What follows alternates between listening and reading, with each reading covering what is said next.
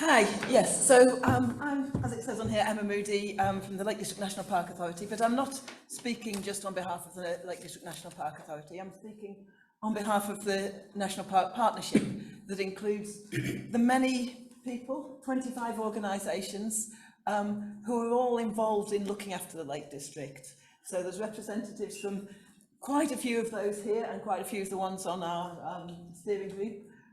Plus the chair of our transport group, Lorraine, is joining us on Zoom here, so and possibly other people. So this is recognising that this isn't something that one organisation can do. We are not the Transport Authority, the County Council are. Many other people have influence on how people travel in the Lake District and how the Lake District looked after, because the partnership doesn't just deal with travel, obviously. It looks after the management plan for the Lake District, which covers all sorts of things.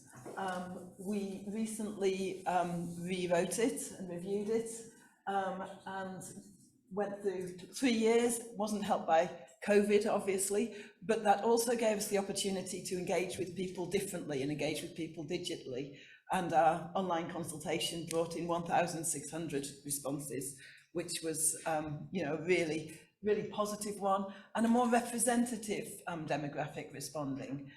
Younger people that wouldn't necessarily go to a public meeting or attend an event about something like that. So that was a really positive thing. And we identified 5 key outcomes which have a lot of overlap between them. Obviously, climate action is very much an overarching one, and there's elements of that in all the other outcomes. So we've got vibrant communities and prosperous economy, future of farming and forestry, a Lake District for everyone, that's about making it a more inclusive place to visit, and the part that I'm going to talk about, which is sustainable travel and transport, and obviously the topic of this, this meeting. I'm going to have to really rush through it because obviously I've only got 7 minutes, so it will just be a very brief overview.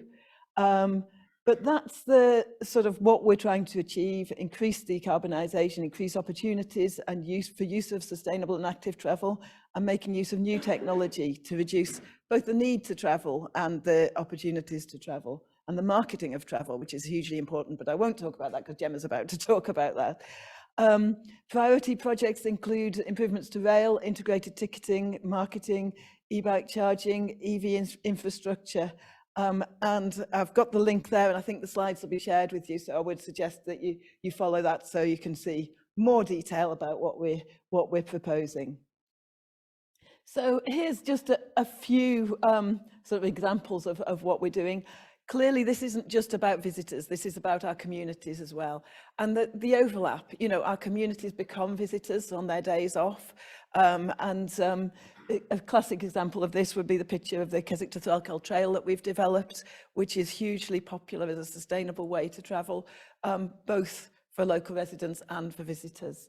We're working with groups such as Steve's to try and enable them to develop things, because this is about what communities want, not about what we want or the other partners want.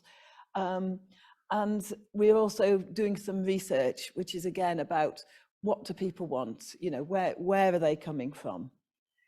And, looking also at what's good at the moment. Yes, there is a long way to go, but there are good things. We don't want to throw out the good in the strive to make change. So another example of what we've already achieved is the visitor management. I think you'll all be aware that we came under intensive pressure of visitors during and post-lockdown, and we had to work fast to make changes. And yes, like the LTNs, we weren't able to go through a long consultation process and whatever, but it did mean we were able to trial things like 3 shuttle buses here, ticket deals, reduced price bus tickets, pop-up car parking and managing car parks better, and communicating and using volunteer ambassadors, all of which we've learned from and can take forward into the future. Again, walking and cycling routes. I've already mentioned the Keswick to Threlkeld Trail, 265,000 users in its first year.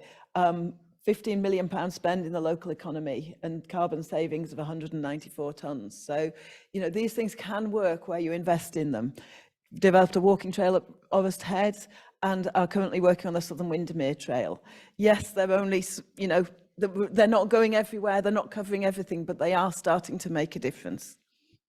And in future, we're working with Cumbria County Council and supporting them in their Borderlands Growth Deal work, which will develop more cycle routes. So that's another really exciting thing that's coming up. So in summary, this is my last slide. So yes, we are not doing everything and we can't do everything, but by working together, we can make change and we're working in the right direction. We worked together from the outset and delivered the plan, so everyone on the group is invested in delivery.